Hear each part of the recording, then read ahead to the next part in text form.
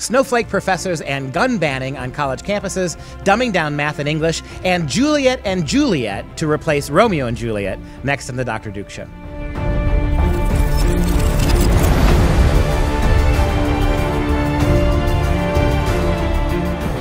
Hi everyone, I'm Dr. Duke, and thank you for joining us. Coming up later in the show, we'll be talking with our international correspondent, Alex Newman, about a very significant educational issue. But right now, I'm joined with my graduate teaching assistant, Katie Petrick. Katie, thanks for joining us today. And this is no safe space. This is not a safe space. No. Not in the least. Speaking of teaching assistants, our first story today is actually about a TA who is being reprimanded for an anti-gun Second Amendment zone policy she put into the syllabus. So a University of Utah graduate teaching assistant wrote the syllabus stating that, quote, "I am reserving the right to restrict elements of the Second Amendment in my own classroom. If you feel that it is somehow at all appropriate to bring a gun to class, hint, it is not. This is absurd, antisocial, and frightening behavior. You are restricted to spending your time in class in my Second Amendment zone, a 3x3 taped square on the floor in the very back of the classroom that will be shared with all other gun carriers. This zone does not include a desk because desks are reserved for students who respect the personal and psychological safety of their classmates and instructor." So she's going to segregate. You think about the adjectives we're going to use here. We're going to segregate, we're going to humiliate, we're going to isolate, we're going to shame kids simply because they are taking advantage of their constitutional right to concealed carry. And the state of Utah, of course, allows concealed carry. So much so. As does the university. As does the university, right? So you got the university, the state of Utah, allows concealed carry on college campuses. And so this professor has taken it upon, this TA has taken it upon herself to use all those things that the left accuses the right of constantly, right? Imagine if you said to a girl dressed in a short miniskirt, all girls dressed inappropriately will stand in this little box, right? Yeah. Because they don't respect my classroom, they don't respect all this stuff. She's slut shaming. Yeah. We are gun shaming. We're gun shaming now. And it just goes to show you the double talk of the left. All the things they say are bad when you do it as a conservative, although I don't know many conservatives who do it. All the things that they say that we do that are bad, they are more than happy to employ their tactics themselves. And the nice thing about this story, though, is at least the department, when this hit the national news, the department balked at this. You asked the question, how did this get through the department? The answer is it didn't. This young, snot-nosed teaching assistant just decided to take it upon herself to punish kids who might actually have a concealed carry, whether they had a gun in her classroom or not. She didn't limit it to kids carrying guns in the classroom. Any of you who believe in concealed carry, or any of you who support the idea of concealed carry, go get yourself in that little box. I still have issue, though, with this entire story for the simple fact that it was only brought to their attention because two students had actually written it to one of the state legislators, and so the university had to respond in some way. So it's good that the TA has apologized and is not teaching this semester, but I was a TA, I developed my own course, I still had to run my syllabus past the department head. How did the department head, I haven't read anything about the department head being reprimanded or anything, because you should have to have run that through them. And if they did, we don't know. There's no way we can tell. But here's another point that I'd like to throw out there. The university spends so much money on training their employees. I can't tell you how many stupid diversity seminars I had to log on and spend hours taking, sexual harassment seminars, so much. If moms and dads knew how much of their kids' tuition money was thrown at stupid, meaningless, mindless diversity and politically correct initiatives, why not take a moment then, if you're going to do all this, and compel every faculty member to take a rudimentary online gun program? Spend an hour online learning about guns, gun safety, learning about real statistics, real facts about gun ownership, not the fake inflated Department of Education standards.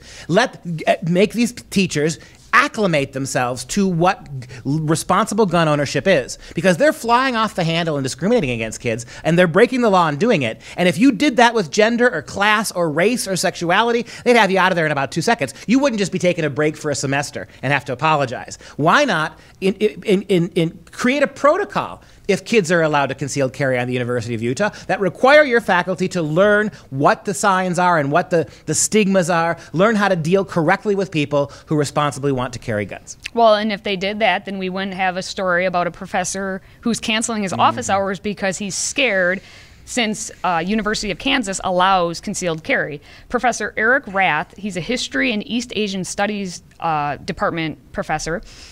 At the University of Kansas, he wrote a 9-page syllabus for an online history course called The Samurai, and that's kind of relevant to this scenario.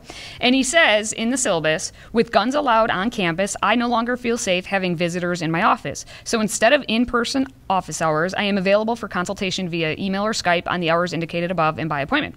Should you wish to meet in person, the appointment will be at a secure or public location of my choosing, but not my office.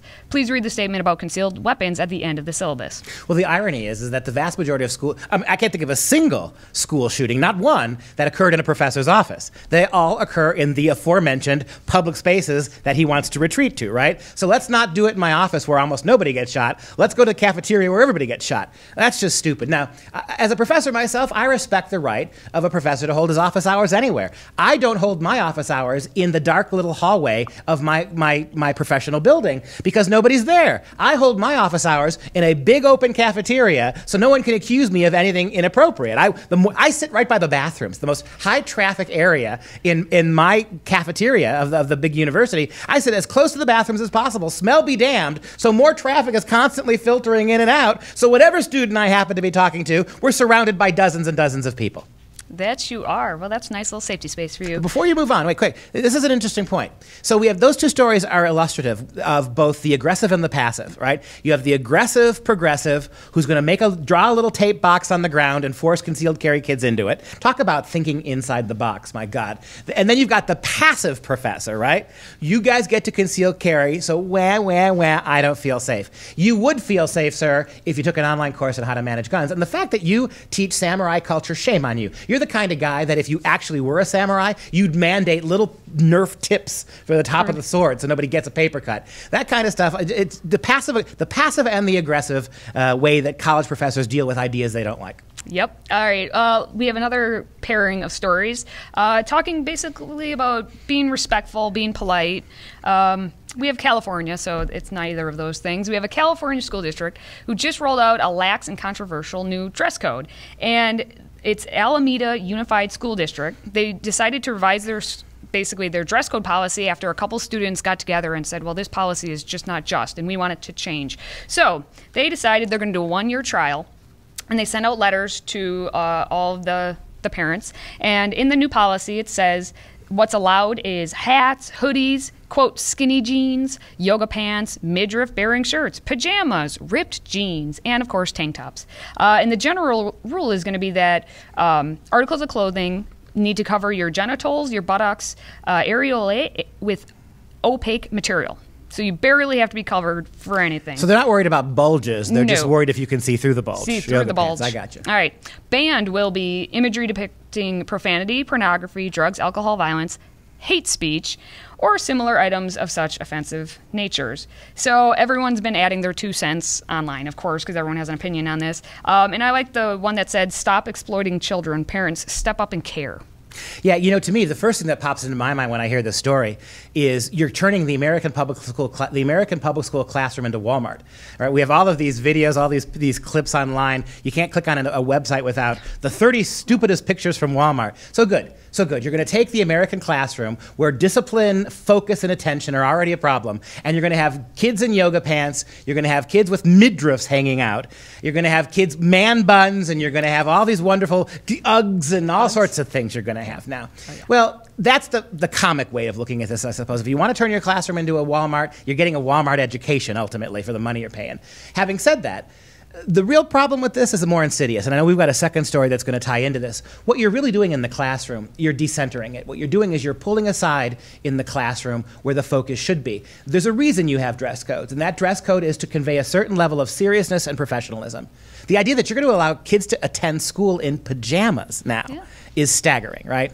And I don't care what you say. The fact that kids are showing up to school in pajamas suggests a completely sleepwalking approach to education. What we need is more discipline, not less. What we need is more boundaries for our school kids, not fewer. You're not going to be able to teach kids anything when this is the cause du jour. We're not going to worry about getting up literacy rates. Oh no. We're not going to be worried that only, according to the NAAP scores, that only 30 35% of American kids can do math at an 8th grade level.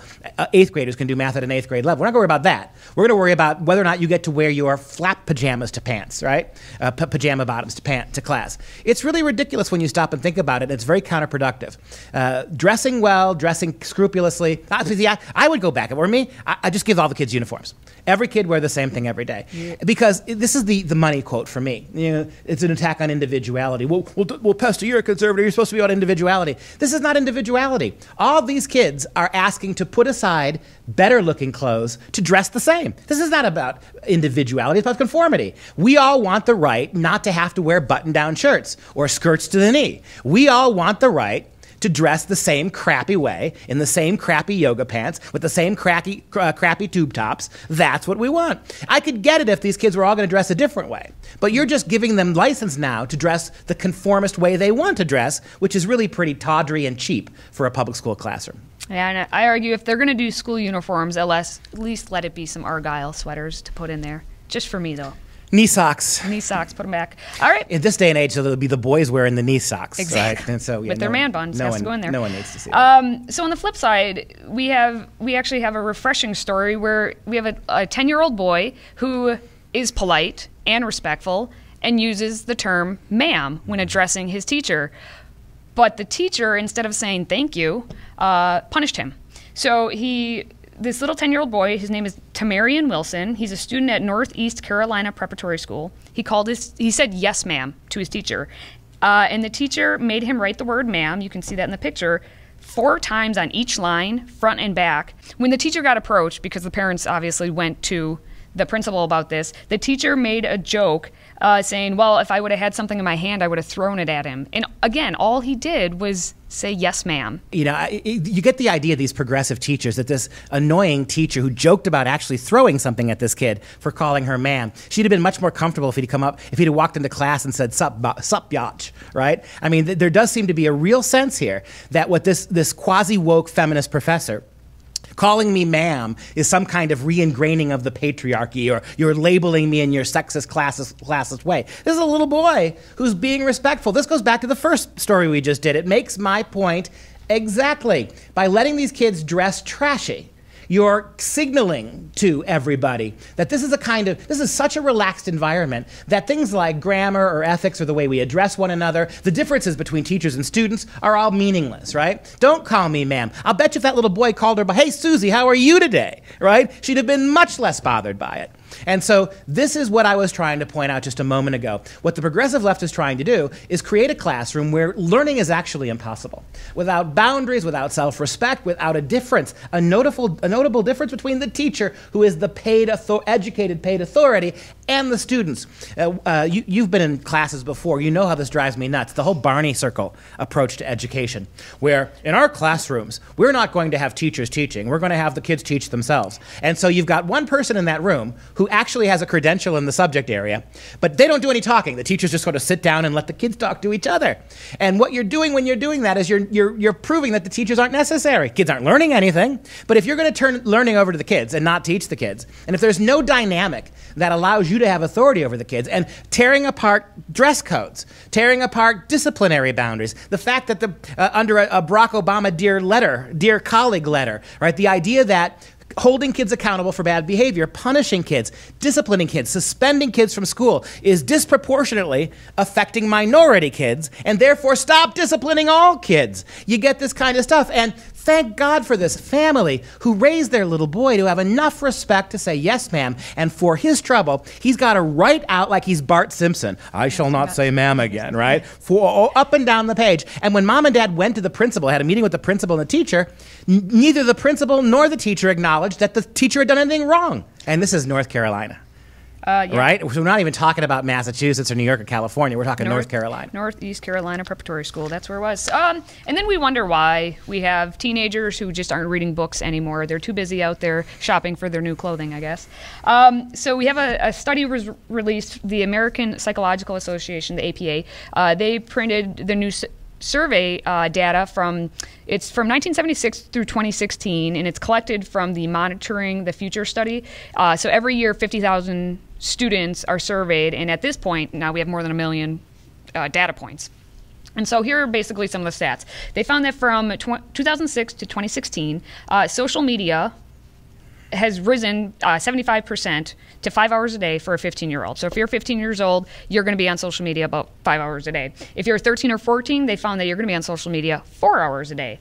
And if you're a senior, because they do it at the 8th grade, 10th grade, and senior level survey results, they found that if you're a senior, you basically enjoying a book, just having a good read, if you're going to read every day, it fell to 16%. Only 16% of these 12th graders will have read a book every day. In the late 1970s, that stat was 60%. Yeah. So we're going from 60% down to 16. And then they found a full third of 12th graders hadn't read a book or even an ebook, which is also online, for any sort of pleasure. So we know our teenagers are not reading at all. Yeah, once a year I teach one course a year to freshmen, incoming freshmen at the university.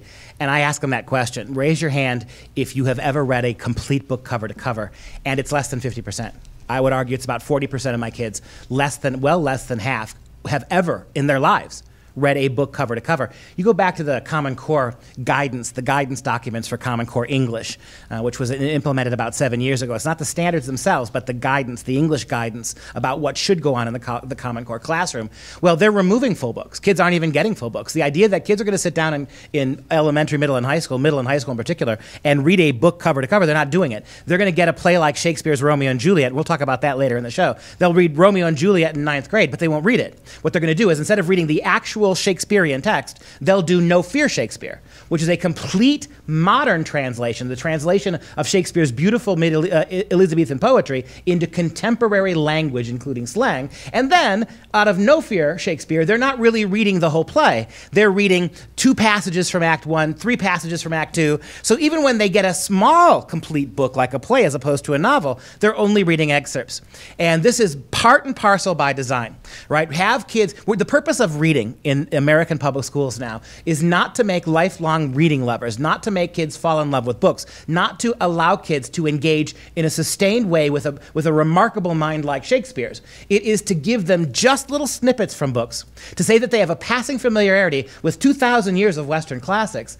And ironically, the passages that are being picked out of the books are ones that are taken completely out of context and used to make really political, tendentious points. So you're reading Romeo and Juliet, right? You're not going to get the great speeches on love. You're not going to get the reflections on parental obedience and civic discourse. You're going to get the salacious passages, the ones that that are sexualized, or the dirty, bawdy jokes you're going to read as ways of incorporating that. When you read, you don't read To Kill a Mockingbird anymore. You read sections of To Kill a Mockingbird. And so they'll cherry pick out of To Kill a Mockingbird some speech or some passage that allows you to not contextualize the book because the kids haven't read it. You can talk about contemporary racial issues from this one little 5-line paragraph from a book they never read, instead of just reading the book, where you get a much more nuanced and subtle discussion. And that's where American literacy is really going in the toilet with stuff like this. Yeah, lead author Dr. Jean Twang is from San Diego State University. I think really summarized what you just said, but also summarizes bringing in the fact that not only in the classroom are they not reading full books, then when they're out at home, all their time is being spent on this social media. He says, think about how difficult it must be to read even 5 pages of an 800-page college textbook when you've been used to spending most of your time switching between one digital activity and another in a matter of seconds. It really highlights the challenges students and faculty both face in the current era. There's no lack of intelligence among young people, but they do have less experience focusing for longer periods of time and reading long-form text. Yeah, and this is, I'm seeing at the university level. I've got kids at the university, many kids at the university, who cannot read poetry. Poetry is one of the things, by the way, that Common Core almost eliminated from our elementary, middle, and high school kids. Really downplayed the role of poetry. Now, you may not like poetry yourself, but the thing about poetry is that it's not just language. It's not just prose. It's really complicatedly arranged language. It is language that is arranged for a purpose not just for expressing oneself, but for emotional and aesthetic and intellectual reasons. In other words, kids who used to read poetry in middle and high school, they had to come to grips with, it was almost like reading a foreign language. You had to be able to read poetic discourse, engage your mind, and try to put words and sentences together so as to get meaning from them when there weren't necessarily traditional grammar or traditional punctuation. That's gone now. So my university kids, when I put a piece of poetry in front of them, they're lost. It literally, with kids, they're sophomores and juniors in high school, I'll put a 14-line Shakespearean sonnet in front of them, and they can make no sense of it. It literally starts with me asking them, okay, stop freaking out. Can you show me the subject and the verb? 15 minutes later, I might get one kid after repeated miss who blindly stumbles upon the subject and the verb. Right? You can't teach reading at that level. If kids can't, on their own, take even a complicated piece of poetry by the time they're in college and isolate the parts of speech so as they can put together words and sentences and meaning in their mind, how are you going to expose them to long narratives? We are creating kids whose literacy does not extend beyond emojis, emoticons, right? And 280 words of text speak.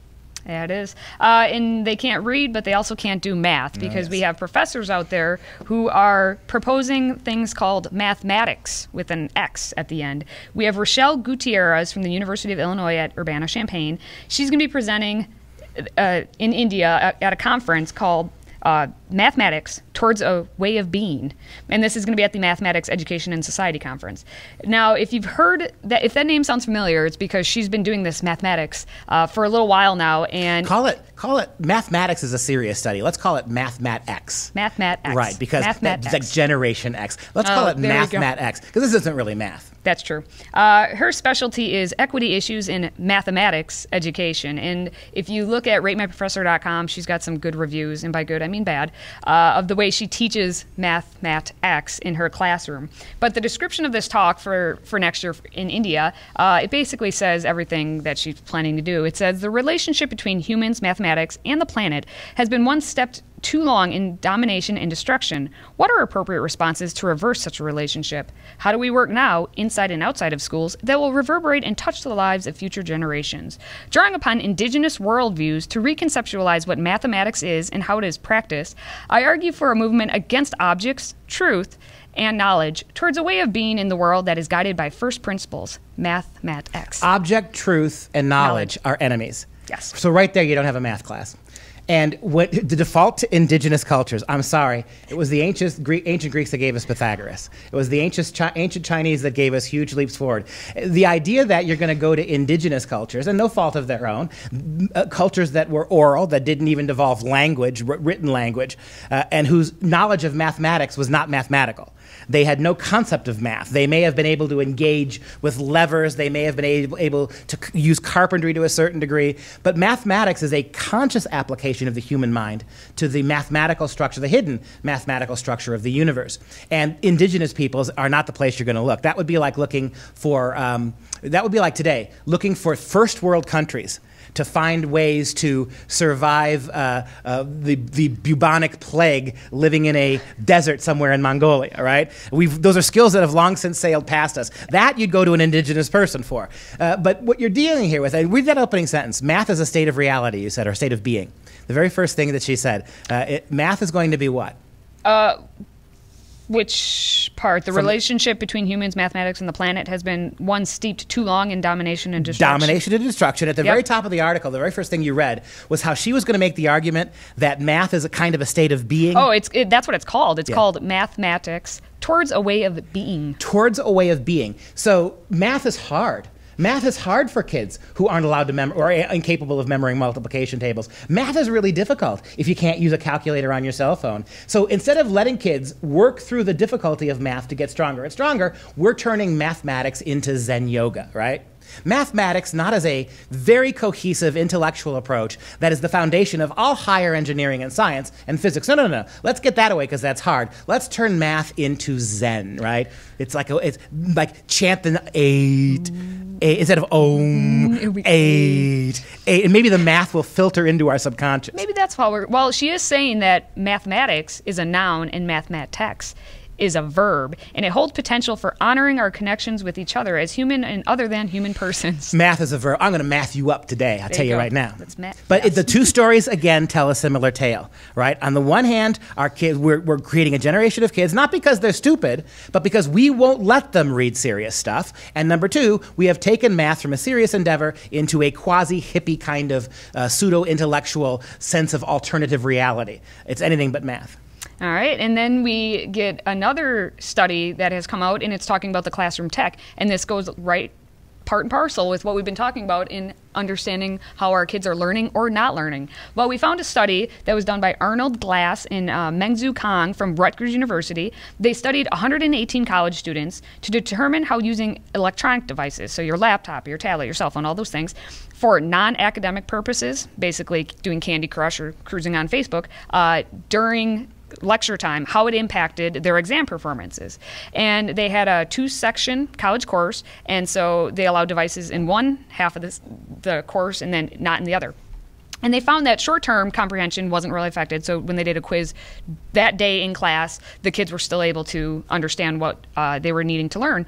But long-term retention, it was reduced by about half a letter grade or 5%. And what's even more interesting is that even if you didn't have your device out, if you had a device, your grades were still lower. Right. So just having that electronics in your space or being able to see other people doing it, it lowered your own personal academic performance. Now, my young graduate assistant. Yes. Sensei, you're senpai. I'm sensei. Senpai, I'm going to turn away from you because your age precludes you from understanding me, and I'm going to talk directly to the old fogies in the audience. Look, you remember in the 1970s when TV, we were told, was going to make us dumber. And guess what TV made us? Dumber.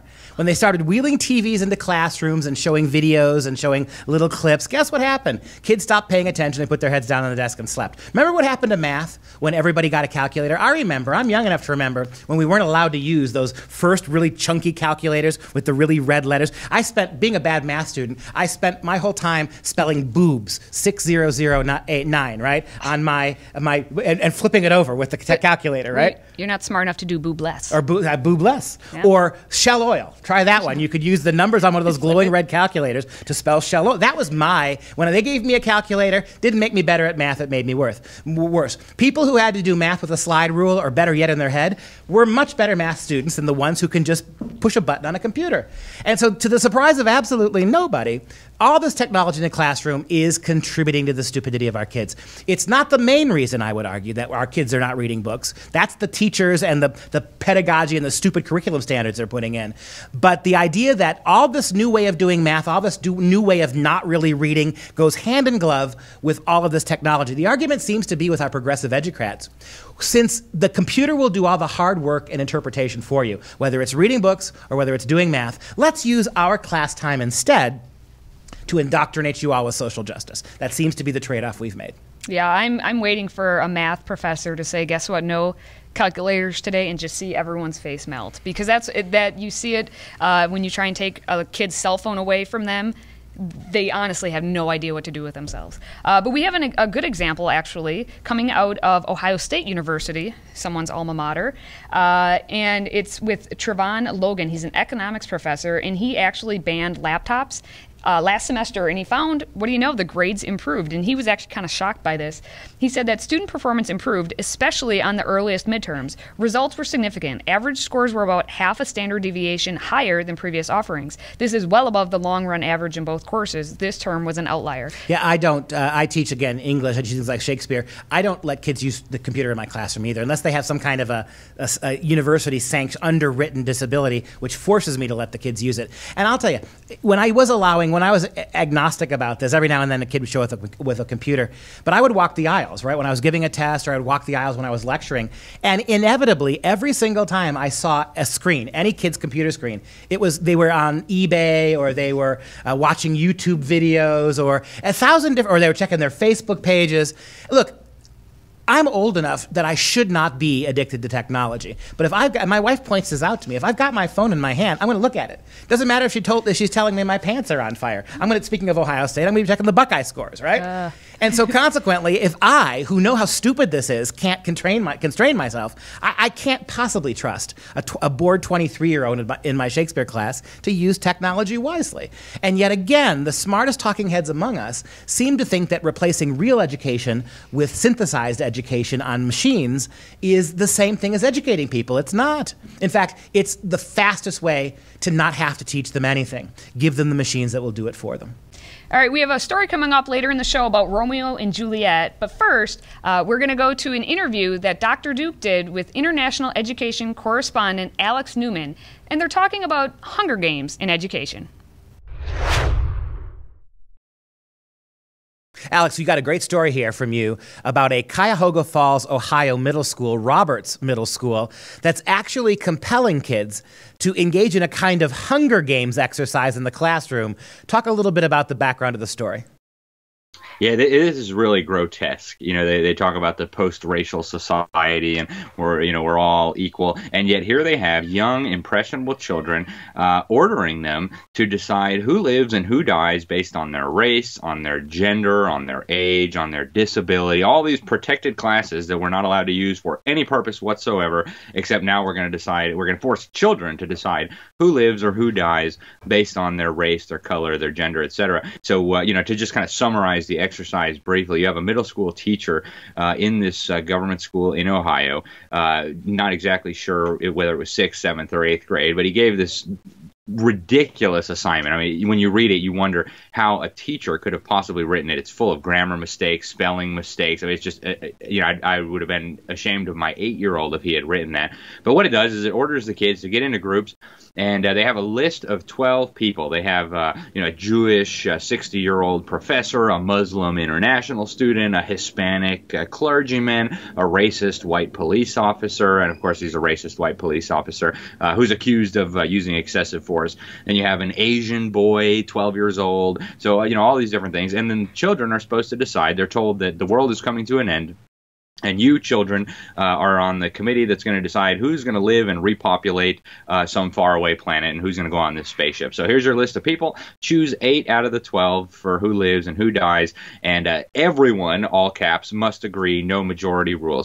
What's remarkable, a couple things that are remarkable about that. One, it has to be collectivist, right? Your individual decision doesn't matter. We're going to keep talking about this, hacking this out, fighting it until you all agree on one solution. When I was in middle school, my response would have been, if I'm on the committee of who gets to fly to the safe planet and survive, I'd have put me in the committee on that list, just me. But the paradox of these assignments is really ridiculous, and I can't emphasize enough what you just said.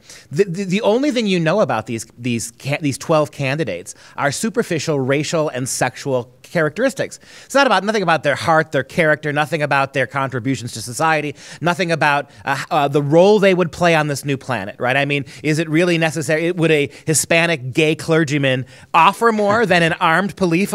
See, the armed police officer is accused of excessive force, but he's armed and a police officer. You would think that on a strange planet, maybe being armed would be useful, or would a gay clergyman be better because, gay? And so consequently, you have a situation where these kids are given no corresponding information, no context whatsoever. This whole assignment is predicated on virtue signaling. Who is the biggest minority? Who can affix the most labels to their candidacy to get on this spaceship? And it's all purely based on race, class, and gender and identity politics. That's exactly right, Duke. And so you have, on the one hand, the intersectionality theory at work here, right? So if you're a Muslim and a Latina and a homosexual, you have 3 times more value than, say, just a regular straight white person, right? As just one example among many. So they decide how much value a person has based on how oppressed they believe a person is, based on superficial characteristics like the amount of melanin they have in their skin, or their supposed sexual proclivities. But this has a whole nother troubling component to it too, and this is something that I've been incredibly alarmed about since years ago. I read a book written in 1978, actually, by a lady, I think her name was Barbara Morris, about change agents in the classroom. And she talked about this, and I remember going through it myself in school, which is why it had such a deep impact on me. It's this whole thing called values clarification. So what you have the schools doing, and they figured this out decades ago, how effective this was in smashing a child's moral compass, a child's worldview and beliefs. They create these absurd scenarios, and they force the kids to think inside the box, where they'll say, you have 9 people, and the life raft can only hold 8 people, so you have, this person or that person or this person, which one are you going to throw overboard and feed to the sharks? Instead of, well, let's figure out how we fit 9 people into the lifeboat. Maybe one person can swim behind for a little while, or, maybe we'll take turns floating in the water, swimming alongside the boat, for example. So no, they force the kids to subtly come to the conclusion that, oh, well, I guess the greater good here requires us to murder someone. You mentioned the 1970s. You remember when we read this in English class, in middle school, the story, The Lottery? I think it was Sheila Jackson. I think that's who wrote it. But it was a short story about a society where they had to have a lottery to see who died, right? And it was horrifying. We showed that story to little kids, had them read it, because it warned us of exactly the kind of thing this middle school teacher is doing. 30 years ago, we read stories about the lottery, about how a random lottery, without any concern whatsoever for who's being selected, a random lottery would determine who in the community had to die for the greater good of the community. And that was a dystopian story that was designed to warn little kids about this kind of artificial and meaningless selection of life over death. Fast forward 35 years into the future, now it's a virtue. Now it is actually a perk to have to think about these stories. How fast, under progressivism, dystopian warnings about utilitarian killing have become positive exercises in building progressive little students. Yeah, and it is. I mean, it's just incredibly troubling. If people think about the logical implications of this, where are we moving to as a society when we have 10-year-olds, 12-year-olds deciding who lives and dies based on whether they're homosexuals or black or white or purple? Where are we moving as a society? And suddenly you realize, man, Brave New World, 1984, they weren't that far off. We are heading for some very troubling times if we don't get this under control. And Benjamin Bloom, one of the architects of the modern education regime that exists, he used to brag. Give me one of your kids for an hour, and I'll destroy everything the parents did for 10, 12, 15 years. That's what this is about. Well, the other thing about it is that, of course, the entire premise of the assignment is not that we're all the same, not that rising above our racial differences to come to some collective understanding of humanity. This is radically, radically, radically forcing kids to consider people only on the basis of their race and ethnicity and sexual preferences. Alex, thank you so much for this shocking report, and we will talk to you again soon. For our final segment today, we're going to talk about your favorite topic, the one and only William Shakespeare. I know you're a Shakespeare professor, and you're going to really hate this story, so I figured, you know what, let's talk about it. We have from Out Magazine a headline called Genderqueer Romeo and Juliet Premiering Off-Broadway. So basically what has happened is we have a new play, out there play called R+J. It's a genderqueer adaptation of the classic play premiering off-Broadway this fall. Adapted and directed by Molly Houlihan, it features a diverse cast of 6 female and gender nonconforming actors, as well as a fully female and gender nonconforming crew. Set in the not-too-distant future, R+J takes place 50 years after society has exterminated cisgender men. As the government still relies on martial law to keep the factions in check, 2 young heirs unexpectedly fall in love. One is from the Montagues, the militaristic warmongers responsible for the purge of society's men. The other is the Capulets, controllers of information and the media, fighting to regain independence from a sovereign state. Yeah, so, okay, the first unbelievable aspect of this is that you're going to live in a society, this is what the Broadway imagination is, you're going to live in a society where cisgender men have been eliminated, right? So that means not just white cisgender men, all heterosexual males have been destroyed. Now, that includes, I would imagine, quite a genocide in the African American community. I would imagine that involves quite a genocide among Native American heterosexual men. I would imagine that the toll on the Asian American, or the Asian hetero male community is devastating. So this is Broadway. They imagine a world 50 years in the future where cisgendered heterosexual men have been murdered. In that world, martial law exists. I gotta ask this question. If martial law, the evil of martial law exists, and there are no heterosexual men around, who's doing it? We all know that non-heterosexual men are responsible for peace, joy, and unicorn farts. Nothing bad happens when you get rid of heterosexual men. So who's purveying this martial law? The bigger problem I have with this, and it's a big problem, why is it that the progressive left and all their victim groups of choice go out and create, you have unprecedented freedom, you have market share, people want to see you, you've got big corporations now ponying up money so that gay and lesbian and transgender organizations can create their own art. Why do you go back to the art of a dead white, cisgendered, as far as we can tell, male like Shakespeare and rewrite his play? I mean, why are you piggybacking on the back of oppression and the classics and white male culture. Why can't you find a vehicle for your gender expression that has nothing to do with what came before? That seems so backward. Why not create your own art and get us to fall in love with it?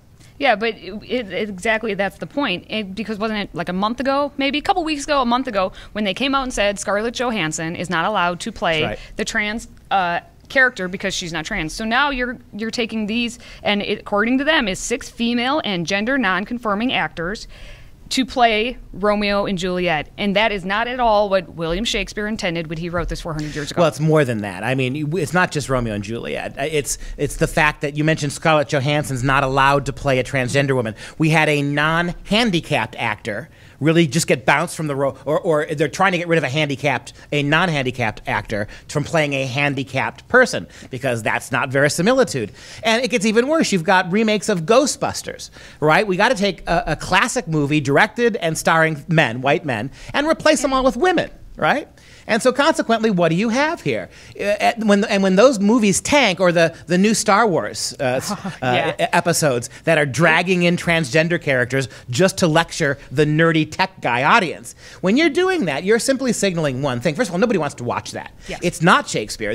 You're using the hollowed out carcass of Shakespeare to build your little utopian empire. It may be interesting politically, but it has no artistic value whatsoever, which is why we go back to Shakespeare. And what you're basically signaling here is that it takes white men, which you're doing this by choosing to empty out the classics rather than create your own new classics. You're basically saying that the edifice for what we do, the foundation and the structure, still goes back to those pesky white men. We're just going to stand on their shoulders to reach a little higher rather than do something on our own. It's a sad, sad message to send. No one who cares about Shakespeare is really going to pay much attention to that. But if gender politics are your religion, if gender politics are your art, you may actually go, if you happen to live in Soho. Not sure anybody else countrywide is going to make a beeline to New York to watch it. All right, and if you care about what that cisgender male has to say, make sure you watch us again on YouTube. Give us a like on Facebook. And if you want to listen to the podcast version, we're on SoundCloud and iTunes. And that does bring down the curtain for us on this week's edition of the Dr. Duke Show. For Freedom Project, I'm Dr. Duke. She's Katie, and we will see you next time.